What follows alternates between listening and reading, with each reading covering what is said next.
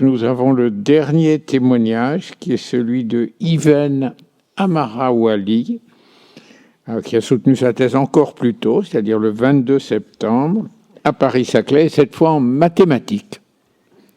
Vous avez la parole. Merci beaucoup. Alors, bonsoir à tous, je m'appelle Ivan Amara, je suis docteur en mathématiques appliquées. J'ai soutenu ma thèse le 22 septembre 2022. Et donc aujourd'hui, je suis actuellement ingénieur de recherche à EDF R&D, également professeur associé à l'Université Paris-Saclay. Avant de commencer, je voulais quand même avoir un petit mot pour mes directeurs de thèse qui sont pas là ce soir. Pascal Massard et Jean-Michel Poggi, et mes co-encadrants, Yannick Goud et Viviane, sans qui j'aurais pas pu effectivement parler devant vous aujourd'hui. C'est grâce à eux que j'ai pu avoir ce grade de docteur. Et donc mon sujet de thèse, il portait sur la modélisation de la charge des véhicules électriques, donc un sujet plutôt d'actualité, et notamment prévoir la demande en électricité de ces véhicules pour éviter une accumulation des contraintes sur le réseau électrique, éviter les blackouts dont on parle tellement en ce moment.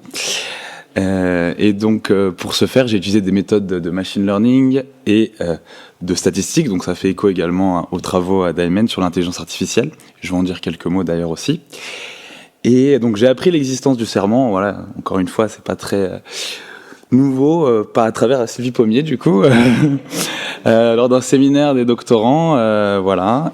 Et alors, ce qui me démarque un petit peu de mes camarades ce soir aussi, c'est que j'aurais peut-être dû commencer par là, mais j'avais la volonté de prononcer ce serment, mais malheureusement, le fait est que je n'ai pas pu le prononcer le jour de ma thèse. La procédure n'était pas forcément claire pour tous, voilà, que ce soit au niveau du jury, moi-même et mes directeurs, voilà. Donc j'avais exprimé un peu cette volonté, mais à demi-mot, c'est aussi en grande partie de ma faute, hein, voilà, j'assume totalement. Et pour autant, je trouvais que l'occasion de ce soir de discuter avec vous de ce serment était une bonne manière pour moi de me rattraper. Donc c'est pour ça aussi que je suis là.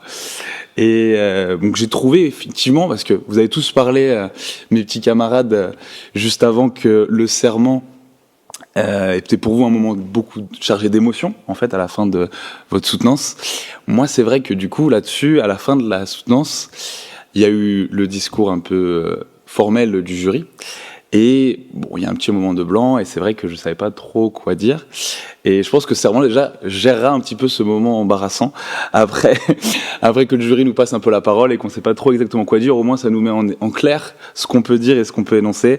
Donc bien sûr, voilà, les remerciements, mais également voilà ce serment très formel qui permet vraiment de souligner l'intégrité scientifique, qui, je pense, est un pilier fondamental de la vie du chercheur. Et notamment, je reviens au domaine de l'intelligence artificielle, qui est très actuel et en particulier appliqué au monde des énergies.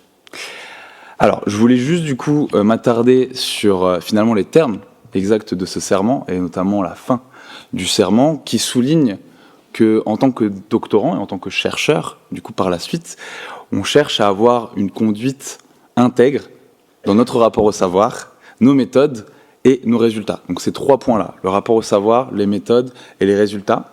Et donc, pas attendre trop longtemps non plus pour appliquer ce serment. Et donc pour moi, le rapport au savoir, comment il s'exprime finalement dans mon domaine et je pense dans d'autres, c'est à travers le partage et l'enseignement. Donc pour moi, c'est très important, nous en tant que chercheurs, de partager nos connaissances, que ce soit à travers de publications, savoir effectivement poste de professeur associé à l'Université Paris-Saclay ou chargé de TD, la vulgarisation scientifique et la médiation. Voilà, et je pense que ça c'est clairement commun à tous les domaines, c'est pas spécifique à l'intelligence artificielle ou à la statistique. Au niveau des méthodes, donc qui est le deuxième point effectivement dans cette dernière phrase du serment, je pense que pour moi, à titre personnel, ça évoque beaucoup le respect des individus et des territoires.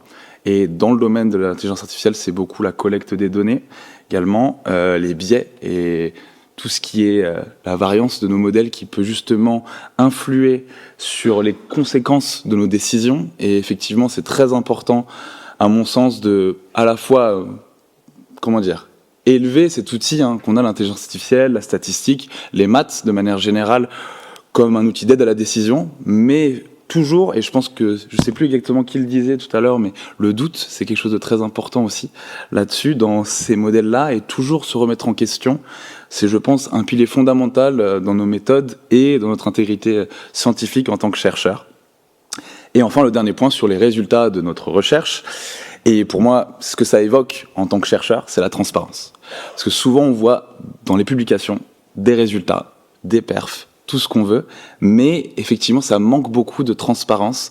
Comment on est arrivé à ces résultats, comment on a réussi finalement le cheminement qui est plus intéressant finalement presque que la performance en fin de papier. C'est vraiment le chemin qui est très important et finalement, on peut tous faire des erreurs dans nos modèles, dans tous nos travaux, mais ce qui est important, c'est, voilà, malgré l'exigence et la rigueur bien sûr que implique un doctorat et un métier de chercheur, évidemment, mais ce qui est important, c'est d'être transparent sur nos hypothèses, sur les axiomes et être capable effectivement de les transmettre de manière pédagogique.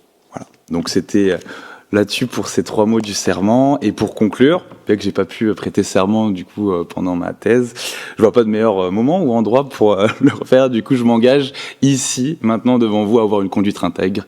Voilà, alors je reprends du coup les termes exacts du coup, dans une conduite intègre dans mon rapport au savoir, mes méthodes et mes résultats. Je vous remercie beaucoup.